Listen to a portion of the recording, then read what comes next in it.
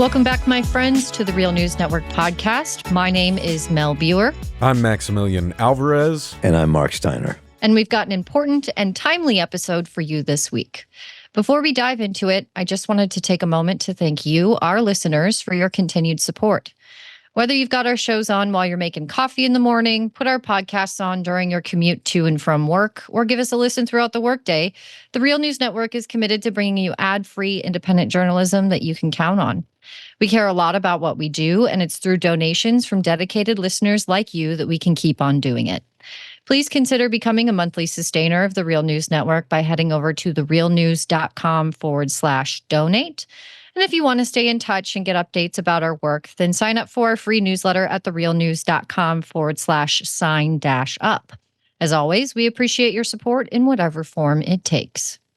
Silicon Valley and its league of extraordinary big tech billionaires have long maintained a self-fashioned image as the more liberal, even progressive side of the capitalist class. The purveyors of a cooler, more conscientious capitalism than your typical oil exec or Wall Street investment firm. But today, with just 3 months until the 2024 general elections here in the United States, you'll find some of the loudest voices and largest sums of money supporting Donald Trump and the neo-fascist politics of the far right coming from Silicon Valley itself. As Paris Marx, prominent tech writer, host of the award-winning podcast Tech Won't Save Us, and our esteemed guest today, recently wrote for their newsletter, Disconnect. For the better part of a year, prominent tech figures cycled through potential presidential contenders they hoped would defeat Joe Biden, finally reaching the inevitable embrace of Donald Trump. Elon Musk met with him back in March. David Sachs recently held a major fundraiser for him in San Francisco, and far more have been quietly backing and donating to his campaign. But that support became much more public after the assassination attempt against former President Donald Trump on July 13th. Despite previously saying he wouldn't be donating to any candidate this cycle, Musk publicly endorsed Trump after the shooting and has pledged $45 million a month to a pro-Trump super PAC. Venture capitalists Mark Andreessen and Ben Horowitz have informed their staff they'll be making donations to help elect the Republican candidate. Among Trump's other supporters are Palantir co-founder Joe Lonsdale, Sequoia partner Sean McGuire, and the Winklevoss twins. They all have deep pockets that will help fuel a Trump candidacy, which already has momentum heading into the fall. As someone who's been covering the rise of the right for some time now, the rise of these new big tech oligarchs and the roles they're playing in fueling far-right politics today is particularly ominous.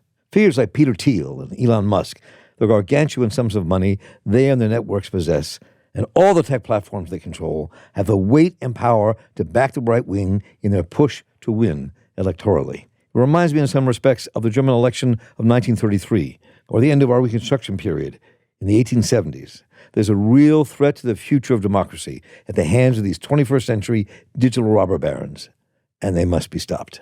With us today to discuss the troubling rise of Silicon Valley-funded PACs and Trump's Thiel-backed VP pick is tech critic Paris Marx, host of the Tech Won't Save Us podcast and author of Road to Nowhere, What Silicon Valley Gets Wrong About the Future of Transportation. Thanks so much for coming on the show, Paris. Absolutely. I was excited to join you. Well, we are beyond excited to have you because we got a lot of shit to discuss, and you are the perfect person to help us break it all down. And I'm just going to jump right into the big meaty question here that's on everyone's minds, which is, like, what role is big tech and these big tech oligarchs like Elon Musk and Peter Thiel, what role are they playing in electoral politics right now? Because it's clearly not just campaign donations and your, typical lobbying support for their industry. What are people seeing and what are they not seeing when it comes to the long arm of Silicon Valley and the influence that it's having on our electoral politics in general and this election specifically? Yeah, it's huge, right? And I think if people are thinking about Peter Thiel, they might be thinking back to like the 2016 election and how he was a very kind of vocal and public figure supporting Donald Trump. He spoke at the Republican National Convention. He was very clearly putting money behind Donald Trump and a number of other Republican candidates. This cycle, he has been more in the background, but it's becoming increasingly clear that his money is still at work, that even though he said he's not actively supporting Donald Trump, that it seems quite clear that he is, especially now that J.D. Vance has been chosen as his running mate. J.D. Vance is, of course, someone who is very much within Thiel's network, has received a lot of money from Thiel over the years and owes a lot of his career to Peter Thiel as well. So if we look at this cycle, what is happening now, sure, we don't see Thiel as kind of publicly and vocally supporting Donald Trump and the Republican Party, but we see a lot of other tech figures picking up that mantle. So David Sachs, who, has a long relationship with Peter Thiel and Elon Musk going back to PayPal, has been trying to take up that more public role that Peter Thiel held in 2016, holding fundraisers, speaking at the Republican National Convention, trying to encourage other folks in the Valley to get behind Donald Trump and to get behind the Republican Party. Elon Musk obviously has become very vocally supportive of Donald Trump, said so after the assassination attempt that he was going to back Donald Trump. There were reports that he was giving up to $45 million a month to a super PAC in support of Trump. He has called that into question. We don't know how much he's actually giving, but we do know that he has started a PAC called America PAC that has received a lot of donations from a lot of other people in Silicon Valley that, is claiming to register people to vote, but actually using that sort of a tool in order to get people's voting information in swing states. And there are secretaries of state in Michigan and I believe North Carolina looking into that at the moment. But then, of course, the other aspect of this is social media, right? Elon Musk owns Twitter or X and has made a lot of changes to that platform to elevate right-wing voices by unbanning really far-right figures, by changing the way that the algorithm works so that you see more right-wing content in your feed. And even over on Facebook, which I feel like we don't talk about as much anymore, but Mark Zuckerberg has been taking the limits off of, say, Donald Trump's accounts. Mark Zuckerberg has not officially endorsed anybody, but Donald Trump has said that Zuckerberg called him, said that, he was basically backing him, even though not publicly endorsing him, and called Donald Trump a badass after the assassination attempt. So there are many different ways that the tech industry is really getting behind the Republican Party and Donald Trump as they hope to, basically use his presidency to serve their own interests. Just to kind of follow up on that, just one more layer, Paris, how much of this is behind the scenes and how much of it is up front, right? I mean, because we've got Musk's public persona, right? But then we've got these super PACs, right? And we've also got, these right-wing networks through which someone like J.D. Vance could be absorbed and groomed and supported, his political career launched, by these networks that may not seem as obvious and in fact may feel a lot more opaque to your average voter than most things. Yeah, absolutely. And it happens on both fronts, right? And I think after the assassination attempt in particular, we saw a lot of that public support, a lot of these people in Silicon Valley, a lot of these investors, billionaires, CEOs saying, we back Donald Trump, we're backing the Republican Party, we want them to win. But we know that there has been a much longer campaign happening more in the shadows, more behind the scenes, especially when you think of how someone like Peter Thiel and his network operates. Peter Thiel is not often, 2016 was the exception, right? He's not often the person who is out front, who you're seeing doing all these interviews, who you're seeing tweeting a lot or something like that. He is someone who operates in the background. He is someone who moves money around and who gets his network to do the same thing in order to serve these broader goals that people like him have. And as you're saying, that's exactly what you see with J.D. Vance. Vance is someone who first ran into Peter Thiel in 2011 when Thiel was speaking at Yale Law School and felt really inspired by what he was saying. In 2016, when he published Hillbilly Elegy, his best-selling book, was when he really kind of officially entered Thiel's network, working at Mithril Capital first, and then founding his own venture capital firm later called Narya Capital, which was funded by $100 million from Thiel and his network to get it started. And then, of course, when Vance ran for Senate, he received $15 million from Peter Thiel, which was most of the funding he needed for his campaign. So you can see very clearly how there's this linkage there. And there are reports that apparently when Donald Trump was at a fundraiser in San Francisco before he had chosen his vice presidential candidate, it was co-hosted by David Sachs. He was sitting down with a bunch of these tech figures, very rich people, and basically saying, who should I choose as my vice presidential candidate? And they were all saying JD Vance because they wanted him in that position because he is very much a product of their network. And they know that if he is in the White House, if he is the vice president, they will have a lot of influence over the policy direction that the Trump administration or, a second theoretical Trump administration will take. So take off from what you just said and what I said in the intro here, that Peter Thiel is infatuated with Hitler. He's infatuated with 1930s Germany and he's talked about it a number of times, written about it, covered about Newsweek. And so when you think of that part of Silicon Valley and the politics that they support and what they're pushing, I'm curious what you think the danger we're facing, what the possibilities are if they actually win, and Thiel and the kind of very far right Silicon Valley money investors have their way politically. I mean, it seems that it's a situation most people don't know about, and I think it almost takes us to an edge of a cliff, politically speaking. And so, what's their end game? Yeah, it's a great question, right? And Thiel is someone who's from Germany, and obviously not all German people are bad people. No, not. But, Yeah, I didn't go there. But his, I think you could very reasonably ask what his grandparents were doing back in the 1930s and 1940s, right? We won't say anything particular because we can't confirm it, but those are questions we can have. But, going back to Peter Thiel, he has been very open and very clear for a very long time, going back to his time in Stanford University, that he has very right-wing politics, influenced by kind of, certainly right-wing Christian ideas, but also, anti-democracy ideas as well. He's opposed to democracy. He's said that very clearly. He thinks it's a bad form of government. He also is just generally opposed to like minority rights, right?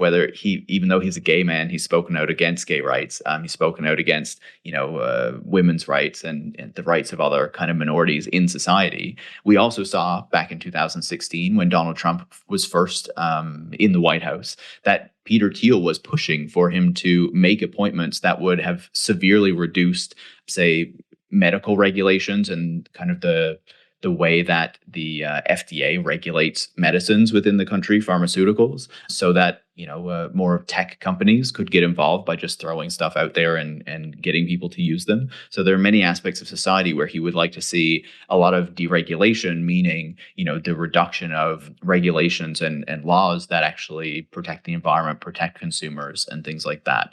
And so if we're looking at what a potential Trump administration would look like with the influence of these people from Silicon Valley, they have been quite clear about it, right? Peter Thiel does want to see a more kind of authoritarian state, the reduction of democratic rights, which is something that we see Donald Trump saying very clearly that he is supportive of in his recent rallies.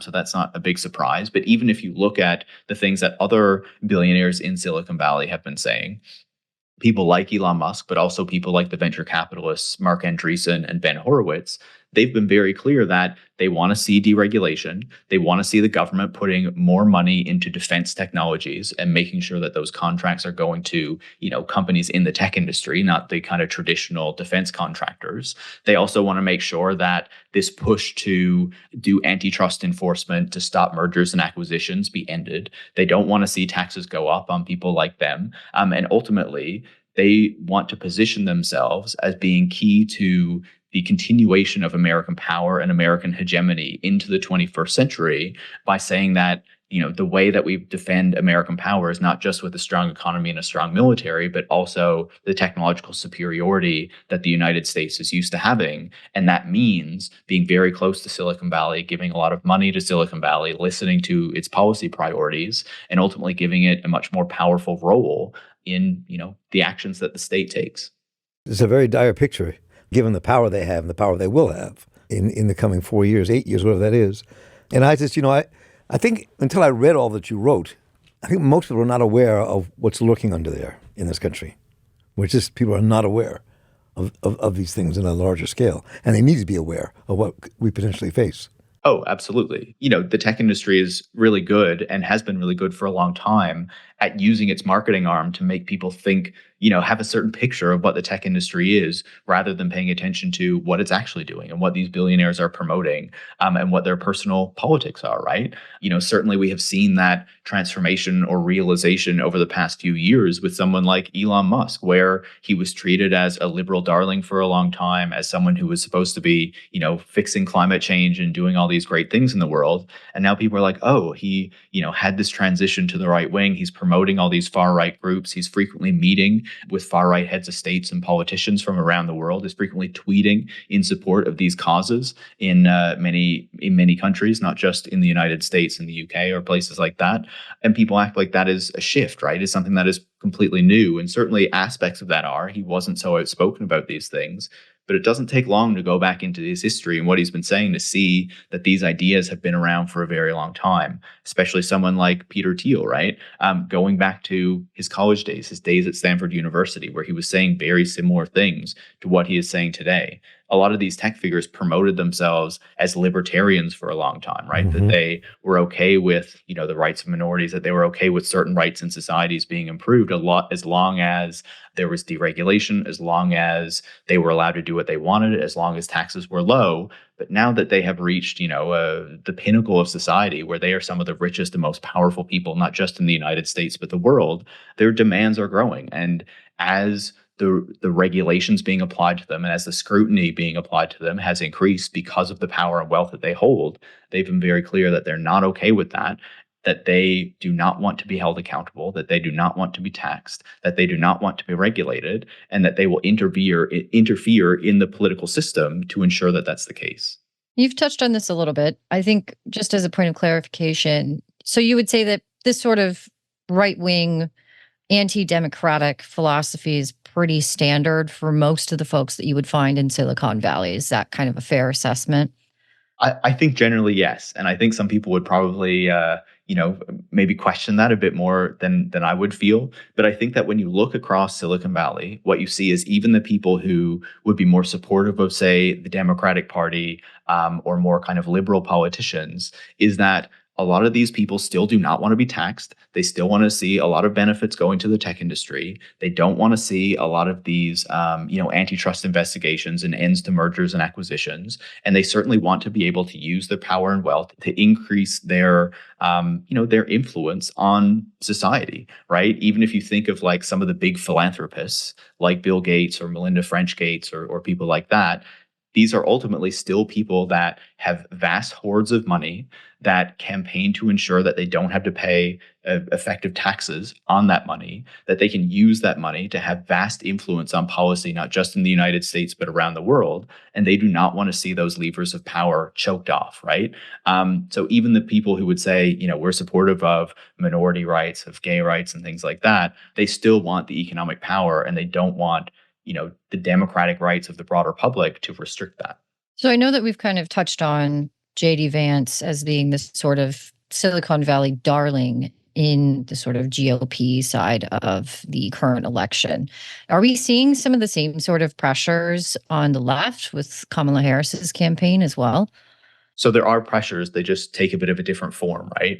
I don't think we're going to see a tech industry chosen VP candidate becoming, the person who supports Kamala Harris, but there are different forces at work there. And so we already see that as Kamala Harris has, taken over the nomination from Joe Biden, that she has pushed out some of Joe Biden's campaign officials and added her own. Among those are Tony West, who is her brother-in-law, but also Uber's chief legal officer, and David Plouffe. I'm not sure the right pronunciation of his surname, but he worked with Barack Obama, was very key to his campaign and early time in his presidency, but also joined Uber as head of strategy or something like that, and was also on their board, and did a lot of work campaigning for Uber with government officials because of the relationships that he had from being in the Obama administration to help Uber move forward its goals of ensuring that it did not have to treat its workers as employees, that it could continue to break the rules in a lot of countries around the world.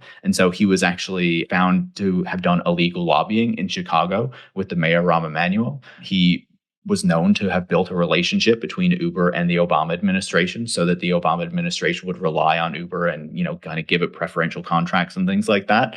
And also helped to speak to American diplomats in certain European countries as European governments were trying to crack down on Uber to say, can you, go talk to your counterparts in these European governments, saying to these American diplomats to help this company, to help this American company, Uber. So he was really using those relationships in that way. So now these are two of the key figures in Kamala Harris's campaign. And so that obviously brings a lot of concerns about the influences that's going to have on the types of policies that she might pursue. But then the other piece of this is on the donor side, right? Donald Trump has a ton of donors coming from the tech industry, but so does Kamala Harris. She's a politician who is from California. She's used to going to these people for money. People like the former Facebook COO, Sheryl Sandberg, Melinda French Gates, the LinkedIn co-founder, Reid Hoffman, as well as the former Netflix executive Reed Hastings are all supporting her, as well as many others. Reid Hoffman in particular, the LinkedIn guy who's currently on Microsoft's board, as well as the venture capitalist Vinod Khosla, are explicitly demanding that if she becomes president, that she remove Lena Khan in exchange for their support and the support from a lot of these Silicon Valley figures. Lena Khan is, of course, the head of the Federal Trade Commission, who has been moving forward a lot of these antitrust cases and a lot of kind of pro-consumer measures in her tenure there. And that is obviously something that I think a lot of left and progressive forces would not want to see happen, because even though she hasn't, moved everything through, and even though, antitrust is not like a silver bullet to solving the problems that exist in the United States, what she has been doing has still been very important. And so to see the influences of these tech billionaires over the potential Harris campaign and a potential future Harris administration is certainly a concern, because, of course, her campaign has been asked about her stance on Lena Khan, and they have not really defended her, other than to say that they haven't looked at replacing her at the moment. So I think we'd want to see a bit more of a defense of Lena Khan and what she has been doing over the past few years to ensure that that tech money is not influencing the policy direction that Kamala Harris would be pursuing. Wealth wants to protect their wealth.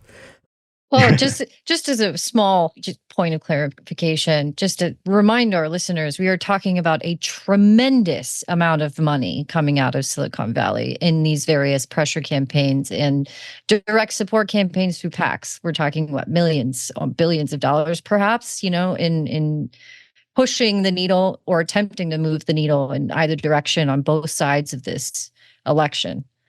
Absolutely. And Reed Hastings, who was formerly at Netflix, was one of those people who was withholding millions of dollars until Joe Biden was removed from the ticket. And then there were questions after that as to whether he would actually support Kamala Harris or become one of these donors who was saying, we don't want Harris as well. We'll withhold our donations until there's someone who we prefer even more. Ultimately, he did, I think it was $7 million that he provided to a PAC, I guess it was, in support of the Democrats and Harris after Joe Biden announced that he was going to step off the ticket, and that, kind of people coalesced around Kamala Harris. And so these people, as you're saying, have a lot of money in order to influence what is going to happen. And certainly I think that, there has been a lot of focus on the relationship that the tech industry has to the Trump campaign because of JD Vance, because of the very public support of someone like Elon Musk. But I think it's important not to lose focus on the fact that, okay, while yes, it would be better to have the Democrats in office, there still needs to be a fight there to ensure that the Democrats are going to do good things and not just, give in to all this corporate pressure that is going to come from the many millions of dollars that are going to come from many industries. And because of all the wealth that exists in the tech industry, they are going to be one of the major players here as well. So as we've been teasing out over the course of this conversation, and as you have shown on your, amazing show that everyone should listen to, Tech Won't Save Us, it's not so much that this is a extreme rightward shift in Silicon Valley, and it's more revealing of who Silicon Valley and what Silicon Valley always was. That being said, in terms of the right-wing politics that were maybe more latent, that have become much more explicit and have been articulated more vocally by big tech figures like Elon Musk, the quote-unquote war on wokeness has played an outsized role here, right? And the sort of culture war attacks on what is called wokeness, which could be, anything from the outfit that your postal worker wears to, like what you can buy at a Target to, having pronouns on your profile, social media profile, right? Wokeness, much like political correctness before that, has become a catch-all term for the right to articulate everything and everyone that they have a cultural grievance against. But it has enabled big tech figures to really capitalize on this kind of extreme right-wing shift that's happening in the nation writ large. I wanted to ask if you could just say a little bit about what the kind of quote-unquote war on wokeness, what role that has played in everything that we're talking about here. What license does that politics give Silicon Valley to push its own self-interested capitalist, a big money politics, while also creating a much darker political scene in the country? Sure thing. And I think it's an important question to ask, right? And I think part of this exists on a personal level, but part of it is much bigger than that. You can see people like Elon Musk or Bill Ackman, of course, who have embraced some of this stuff. In part, it seems because of not supporting what their own children are doing. Elon Musk, of course, has been very vocally transphobic toward his own transgender daughter, and seemed to help inspire part of his more open embrace of these really extreme right politics that we've seen him embrace in the past couple of years. He's, of course, said that she was like brainwashed in school by communists and neo-Marxists and all this kind of stuff. Bill Ackman has said something similar about his own kids going to universities and being brainwashed by Marxists and things like that, right? So you can see this piece of it. But I think if you zoom out even further, you can see how this broader, supposed war on woke, which is really like a war on minority rights and, basically anything that they think, threatens their own political project or their own power or influence or what have you, is very beneficial to people like billionaires in Silicon Valley, just as it's beneficial to billionaires anywhere, right? Because it helps to say, the problems in society are caused not by the power and the influence that is wielded by billionaires, by people who have hundreds of millions of dollars, like Jeff Bezos or Elon Musk, or kind of pick your massive billionaire there, but rather the problems in society are caused by the refugees that are coming in who have like no power in society and are escaping from, kind of the worst conditions that you could possibly imagine, or because transgender people are gaining a few more rights now that they didn't have in the past, or like gay people can finally get married. It's like, these are apparently the reasons why society is falling apart, not because of 4 decades of neoliberalism and the massive power and wealth that has been accumulated by these incredibly rich and powerful people who are fighting tooth and nail to ensure that they don't need to pay much tax on that wealth, that they will not be held to account for the harm that they cause toward their workers, toward the environment, toward the broader society. And so it's very much in their interest to say, look, it's all this wokeism that's causing all these problems, not us and everything that we are doing to have this power and wealth and to protect it at all costs. And you can very clearly see that playing out day to day, right? Elon Musk is frequently pointing to refugees and to migrants as threats to American society, but also European society. We see that playing out right now very clearly in the UK with the far-right mob riots that are happening based on, again, lies around a stabbing saying that it was done by a Muslim when it was not. So you can very clearly see how this is whipping up these broader tensions in society and how that helps to distract and even empower these increasingly far-right forces that the tech industry and these massive tech billionaires are very much aligned with. Now, you've touched on this a bit already, but I want to kind of flesh it out even more.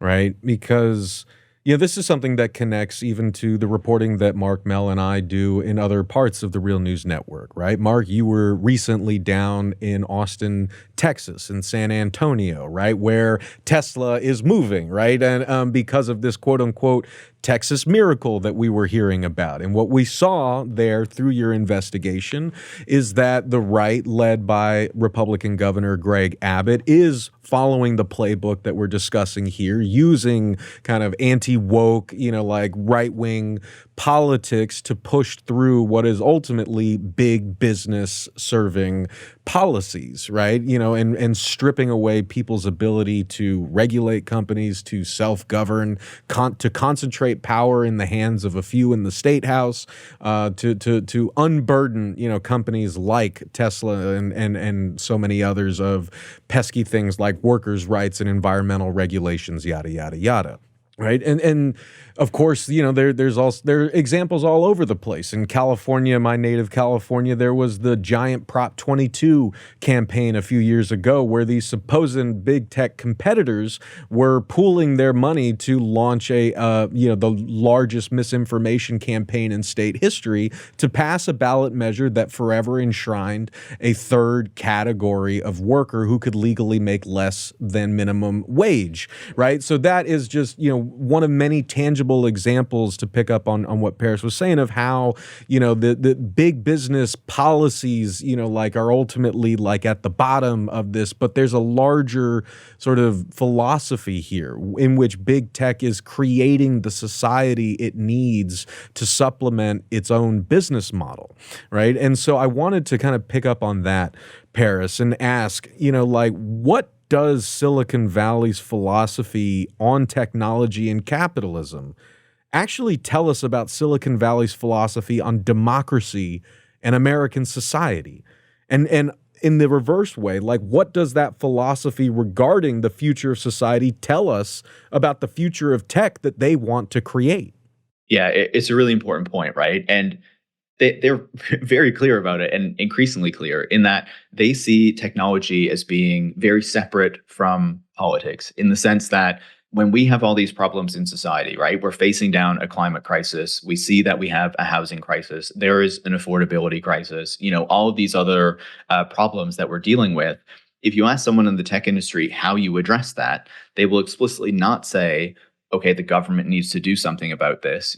They need to change some policies. They need to build public housing. They need to, kind of do certain things so that we reduce emissions. No, they will say, okay, we need to develop new technologies that will address this problem, developed by some private tech company in Silicon Valley that maybe will get some public funding, because that's always great. But ultimately, the power and the solution is a technological one, not a political one. And so it carves these problems out and kind of reframes them not as political problems, but as technological problems, right? The reason why we're not hitting our emissions goals is not because our governments have been captured by fossil fuel companies and other commercial interests and are making sure that they serve them above the broader public, regardless of the kind of climate consequences of that, but rather because we haven't developed the right technologies fast enough. And so if we only let Bill Gates and these companies, kind of decide our future, then we'll just put it all in the tech industry and let them decide kind of what this future is going to be, how we're going to solve these problems. And of course, the technologies will be developed if we, kind of give them free rein to do it in order to solve this problem, when that is very clearly not the case and not clear. And a lot of these technologies tend to make big promises and then not actually deliver on the benefits or the emissions reductions or what have you, right? So there's that piece of it where any problem that we face needs to have a technological and not a political solution, so that the power and the ability to solve those problems is one that is held in Silicon Valley and is not kind of in the hands of politicians or a democratic public. And so then that links to a broader issue there, where you think of, okay, well, what does politics look like in a society like this? And you can very clearly see that it's a very technocratic one, right? The decisions around how society develops, around the decisions that we make, around what technologies get rolled out, around how we address problems, are decisions not that are made by a democratic public deciding what society we should live in and how we should kind of collectively deal with these problems, but are rather decisions that are made by venture capitalists, by CEOs, by these very powerful people in Silicon Valley, because this is the way that you address the problem, right? And that very much links to, say, the ideas that Peter Thiel has around being opposed to democracy, thinking that it is something that holds us back. He has explicitly talked about how giving women the vote was a mistake, and that should not have happened. And so these are kind of the ideas that these tech industry folks are dealing with and are pushing out into the world. And certainly, not all of them will explicitly feel that way, but they will still feel that tech is the way that you solve these problems, right? They will still feel that the tech industry itself is something that we need to kind of put our faith in order to deal with these things, or else, society will fall apart or whatever. But I think that that is the clear dividing line there, right? You have these powerful people in Silicon Valley who don't want to be held to account, who don't want to be taxed, who don't want to be regulated, and who want to decide what the future is going to be and to set that path in such a way that benefits them over everybody else at whatever cost. And then, of course, that leaves us with a situation where, democracy is imperiled, where democratic rights are being increasingly, attacked, and where the power that the state has to actually do anything is being continually degraded, as it has been for 4 decades, to ensure that the government can never effectively hold these people to account. And, as you're talking about in Texas, is effectively captured by the tech industry anyway. So they're going to do what they want. So it's a very dangerous and scary future that is in store for us if the power and wealth of these tech billionaires is not reined in. So as we conclude, let me just throw this out. Picking up on what you just said, and earlier you talked about the head of the Federal Trade Commission, Lena Khan. So, and it's interesting you raised her issue, because as I was preparing to think about this program today, I was looking at some stuff about Lena Khan and the tech industry, and both Vice President Harris and Khan spoke at the AFT, and Khan said, which is applicable here, Americans didn't overthrow a monarch to be ruled by technology tyrants. And then one of those technology tyrants, Reid Hoffman, gave $7 million to the Democrats and said the first thing you have to do is to fire her. So to fire Khan. So this really kind of sets up, to me, the real dilemma of the election, just symbolically and also in realistic ways. A woman who's trying to hold big tech's feet to the fire through regulation is now being confronted by them, giving money to the Democrats as well, saying we want you to get rid of her. And that seems to me as part of that really shows the kind of the danger of this kind of money in politics and the power that they wield. And so I'm curious your analysis of all that. Oh, absolutely. I'm sure it will not be any surprise to hear, looking from abroad, because I'm based in Canada, the way that money is deployed in the American political system is always a bit shocking. And the way that it's talked about is not like outright corruption all the time. So yeah, that's always something interesting to observe. But I think you're entirely right. You can very clearly see, especially as the tech industry has gained this wealth and this power over the past decade in particular, that it is now deploying that very clearly to shape political outcomes, to shape the political system. And this is not to say that the political system in the United States has not long been friendly to Silicon Valley and to the tech industry, right? Silicon Valley exists because of government funding back in the Second World War and through the Cold War.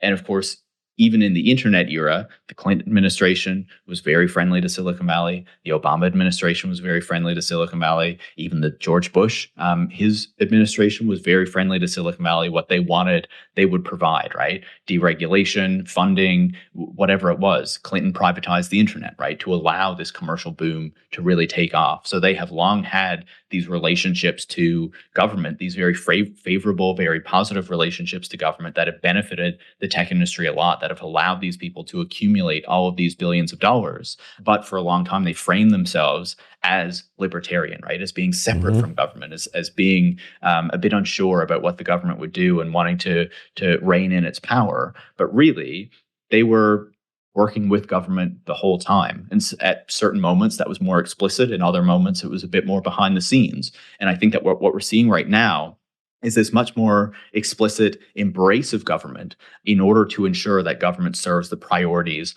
of the tech industry. And I think you can see that in many ways by trying to influence, of course, the policies of various government officials, by trying to get rid of Lena Khan through donations on the Republican side, but also on the Democratic side to try to shape those the way that these politicians think about this. But I think even bigger, like when we kind of zoom out from that, we can see very clearly right now that the United States political system has this kind of bipartisan effort to defend its geopolitical power against China in particular. And the tech industry is right at the center of that and has made sure that this geopolitical fight is framed as a fight over technology and technological supremacy. And that means that regulations need to restrict what the Chinese tech industry and other foreign tech industries can do in order to defend and protect the power and at least the regional, if not global, market share of American tech companies. And so, I don't think that can be lost either, the way that the tech industry has become very central to one of kind of the defining things that the American government is doing right now, and how that has led billions of dollars to flow into Silicon Valley, whether it's through the CHIPS Act or through a much greater focus on defense tech, and kind of modernizing or trying to use AI and stuff like this in the military. And so, the Biden administration has basically just continued and accelerated the policies of the Trump administration in that sort of area. And I think that doesn't get enough focus as well, because that is another way that the tech industry is exerting a lot of its power and ensuring that by making itself key to American geopolitical power, it makes it much harder to try to rein in its domestic power, let alone its global power as well. It's like this. This is this century's battle against the robber barons and breaking up monopolies. But now we're dealing with tech is that reflection at the moment. Totally, absolutely. Well, and just to kind of like hop in here to round us out, I'm going to put my Mark Steiner hat on for a second and ask a question that Mark, asks all of his interviewees. How do you fight this? Right. And that's a question for Mark and for Paris. Right. Yeah, I think it's always a difficult question, right? Because you're looking at the power and the wealth that these people have accumulated, and it's massive. But that doesn't mean that we shouldn't be trying to fight it, and we shouldn't be thinking about the avenues to do that. I think organizing against these companies is essential, whether that is the union organizing that we've been seeing growing in the past number of years. We've been seeing a lot of unionization in the video games industry in particular in recent months and over the past year. We've also been seeing organizing at a lot of major tech companies over the past number of years now. Fighting their collaboration and cooperation with the Defense Department, with, say, the border services, with a number of other, aspects of not just the American state, but also, say, the Israeli military and militaries in other countries. And I think we've been seeing that grow, even as the power and the influence of these companies has grown as well. And I think that we also see that these companies are not immune to backlash, to criticism, to the very organizing that these workers are doing, because certainly the tech industry a few years ago tried to force cryptocurrencies onto us and remake the financial system around that, and that very clearly didn't happen. They're currently trying to make AI the next big thing, and I think that we're going to see that bubble collapse as well. And so I think that is also where part of their frustrations are rooted, in that they are trying to transform the world and to remake the world in the way that they want to see it, but they keep being pushed back at these different junctures and these different avenues. Certainly they have a lot of power and wealth, but they're in some cases finding it hard to deploy that power and wealth and remake the world with that power and wealth in the way that they would want to see. And so the more and more that kind of pushback grows, the better it is that we can combat these major powerful figures. But I don't think any of us should ignore the fact that it's obviously going to be a big fight. It's going to be a difficult fight. And I think wielding the power of the state where we can is going to be very important to that. And that's why the fight over the state is also a very important piece of this as well, because we've already seen what, say, someone like Lena Khan in a very key position can do, even if other aspects of the government or state governments are even working against those things. So yeah, there's a lot of fighting to do, but yeah, I think that there are avenues that we can take to try to reduce their power. Thank you so much for coming on and talking to us about this, Paris. Before we let you go, we'd love to clue in our listeners into how they can contact you, maybe check out your book or your podcast. What are some places where folks can kind of see what work you're working on? Sure thing. I'm on most of the text-based social media at Paris Marx. You can find me on Twitter, X, Mastodon, Blue Sky. I'm sure there's probably a couple more I'm forgetting. I also host a podcast called Tech Won't Save Us. I have a newsletter called Disconnect as well, which is at disconnect.blog. And I wrote a book called Road to Nowhere: What Silicon Valley Gets Wrong About the Future of Transportation. Thanks so much for coming in. Hopefully you can come back on the show again soon. Absolutely. Great to speak to you. That's it for us here at the Real News Network podcast. Thank you to our wonderful guest, Paris, for coming on the show to talk about this important topic. Once again, I'm your host, Mel Buer, and on behalf of us here at TRNN, we are so grateful for your support and listenership. If you loved today's episode, be sure to subscribe to the podcast to get notified when the next one drops. And you can find us on most platforms, including Spotify and YouTube. Remember to support us here at The Real News by heading over to therealnews.com/donate and look out for more great episodes like this on our website. Thanks so much for sticking around, and we'll see you next time.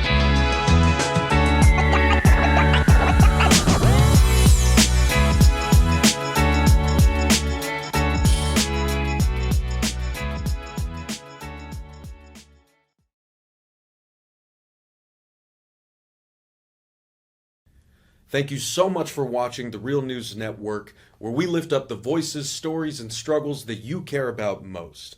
And we need your help to keep doing this work. So please tap your screen now, subscribe, and donate to the Real News Network. Solidarity forever.